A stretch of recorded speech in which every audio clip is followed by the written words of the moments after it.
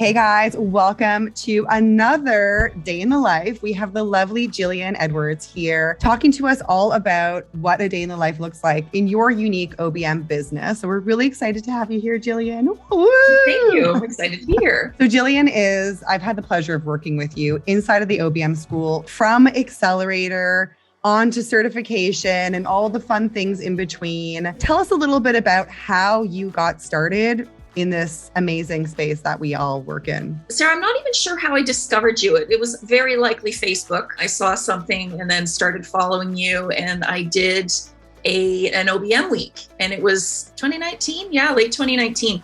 And I actually won the Accelerator from doing my homework. So I was in the draw and I won, and I did the Accelerator. And at the time I had been laid off. My company closed due to COVID. So it was kind of like, do I want to get a job again, or do I want to forge my own path? So pursue the entrepreneurial spirit that I saw in you right off the bat. Like that was alive and well. Like I'm just caveat here, like you had the entrepreneurial spirit inside. That was one thing that sort of held me back, is that it scared me. Like it was sales scared me, just like a bunch of things like held me back from sort of going for it. And then after I, did the Accelerator, and I was like, well, I really like this, and this is interesting, and I think I could do this. And then finished the Accelerator modules, and I was still sort of debating what to do and whether to start my own business. A project and a job came up, and I thought, well, this is great. It was going to pay the bills while I was still figuring out if, this was what I wanted to do. The work itself wasn't exactly OBM work necessarily. It was accounting. It was interesting. And I did it. And I was like, you know what? I like being the master of my own time, not really answering to anybody. And, before I was only going into the office once a week with my previous job. We were quite remote, and that was great. Even, that once a week suddenly became a bit tedious, right? I was like, a lot. I don't want to go unless we're going out for lunch. Yeah, I don't want to get dressed. Really? Oh, at least I'll get a good coffee on my way to work. Yeah. So, looking for the good in everything, right? Yeah, exactly. And then I just decided, I also joined like some mindset coaching, and then I was just like, right, let's do this. And I, bought my URL, set up my email, and my main retainer client at the moment reached out to me around the same time, asked me to take over the marketing for their company. And I was like, I manifested that. I decided I was going for it, and it came. And then the opportunity started to knock in. Exactly. So you landed that first few clients, and then you started to really get some bigger retainer clients. Where do you find most of your clients? I've been working, in the industry for over 21 years. So everything has been from my network, my personal network, and also the coaching course and the mindset coaching course I told you about. And also I joined a mastermind of women from that group. And we meet once a month, and I did work for one of those ladies as well. Such a big part of this is relationship. Oh, totally. And that was actually how I announced myself, as I pulled all my emails from, my personal and my business, and then, deduped and sent out a mail merge to, about 400 people. That's quite ballsy. And I think that, one of the things that I often tell students inside of OBM schools, like when you're ready to put it out there, you best be putting it out there. Like, don't just squirmishly like, oh, I'm an OBM. Like, no, you need to sometimes stand on the rooftops and scream it out to everybody. So I love that you took control of your existing relationships, your existing network, and were able to really make it work for you. So would you say that your clients typically fall into like a specific niche, or like there's like a particular thing that brings them all together? Not yet, because I'm still relatively new to it. I'm remaining open to different things to see what I like best. Like I really enjoy the marketing side of things, because that's my background. Even in that role with that retainer client I was mentioning, I've done, it was marketing, which I'm still doing because we've been launching a product, but I also built a training platform. I also created some sales report pivot tables because they don't have the right tech resources to pull these sorts of things without doing that. What does a typical day look like for you, Gillian? Like from the time you wake up in the morning to when you encounter your first meeting, what does it look like?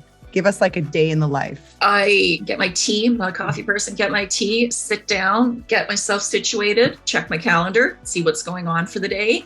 and then set myself up with, my to-do list for the day. I really should do it the night before, but I don't. Then I get started on emails, and it all depends. With my retainer client, I've got regular things going on. So with the retainer client, what kinds of stuff are you doing with them? That was the one I mentioned before, where I'm doing, I'm launching a product for them. We launched in the States. I'm working with a distributor in the States, and they've got their own internal marketing. And then also we've launched it on Amazon, and I managed a campaign with an independent media outlet down there as well. And we're moving to Canada shortly. So it sounds a lot like you're managing different vendors, creating projects, making sure that things are being delivered on time, making sure that all of the kinds of pieces are communicating with one another. Exactly. And also implementation that goes into that as well. Yeah. And also strategy too, because I'm involved in the marketing strategy, because I took that over from my client because she was just like, I don't have the bandwidth for this anymore. So with the implementation, I'm dealing with the graphic designer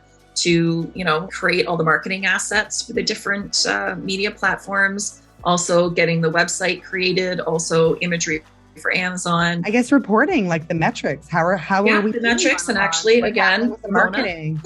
That's a big one. Metrics as well, and we have monthly meetings with the whole team associated with the brand. I changed how those meetings went because there wasn't really an agenda. There was no follow-up or action item. The bulk is your retainer client. And then do you have project-based things that you're doing on the side, or do you have multiple retainer clients? I only have one retainer client at the moment. Actually was hooked up recently through somebody in my coaching group to do project management by contract through a company in the States. So I thought that was an interesting opportunity, and let them know I wasn't looking for a full-time contract. Yeah. That should be coming down the pipe shortly, but everything else has been project-based. So tell me a little bit about some of this project work you're doing with clients. Okay, so I did some marketing automations for a course for one of the ladies in my mastermind group, and that was lots of fun. And to be honest, I didn't have any experience with that before, but I did the research, and I ended up recommending things that she wasn't even aware of in the platform where her course was, where she built her course. That was lots of fun, actually. Her course is really cool. It's for styling optical wear for opticians. Nice. So that was interesting. Well, they're interesting. I mean, I think that's one of the important things to highlight as OBMs is typically the clients that we're working with are doing interesting things and unique things. And that's what keeps it really fun for us, because otherwise it gets boring. And that's why I haven't niched yet, or I don't have a specific type of client, because I'm enjoying the variety. Yeah. I've done a few strategy sessions with 90-day plans, right? And I've enjoyed those as well. It's been fun, and I'm still figuring out what I like best. Yeah, and that's and the truth is you're like what, a year or two into the game now as an OBM? Not even. I think technically I launched in last September. Oh, wow. But we were doing a lot of work together even before. Yeah, I was in the course beforehand. But yeah, it'll be about a year. Yeah, and I think that's amazing, because I always say, and I'll post here the video for my thoughts on niching. But niching can be great, but also it's fun to have that open end. I like to be working with different types of industries and people and stuff like that. So yeah, it's great to see that you're working with retainer and project-based, because I've worked with OBMs that are like, I'm not doing retainer, I'm doing only project-based. And I've seen OBMs that are like, I'm happy with my 3 or 4 retainer clients. I don't want to do any projects, or maybe I'll mix them in here and there. I was recently speaking, actually, just before we hopped on this interview, I was speaking to another OBM who had been in our program. And we were just talking about how, when people approach her, and it was Ramona, who has also done a day in the life with us. And she was telling me, when people approach me, they always ask, can I do this? Because I was like, what are the questions that you get asked most when people are potentially wanting to become an OBM? And she said to me, people just ask me, can I do this? If somebody were to approach you thinking about becoming an OBM, what would some advice be that you would give them about how they could get started or why they should get started? Well, how they get started, I think, obviously check out your courses. But I think my main advice is sort of lean on your strengths. Mm-hmm. And that's where I'm doing some stuff that is maybe not, typically in the OBM definition in terms of offering marketing strategy and things like that. But that's one of my strengths. So I'm doing that along with some other traditional OBM type roles. What advice would you give to someone who's thinking about becoming an OBM, but maybe is stuck in a decision-making conundrum? I like this is from my mindset coaching is, starve fear by making quick decisions. And I didn't do that initially. It took me a long time. And then I was finally like, I'm doing it. And you won't regret it. Ultimately, you won't regret it, but you have to go all in.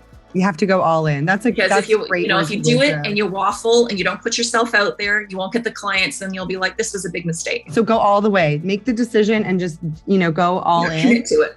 And commit. Yeah, that's great, Gillian. Well, it's been really awesome hearing about your day in the life of an OBM. We have people who are becoming OBMs, but also a lot of people who watch this video looking for OBM. So Gillian, can you let us know if someone wants to reach out to you, where can they find you? Oh, fabulous. Yes, I can be found at gillianedwards.ca. Awesome. Well, thank you so much for this interview.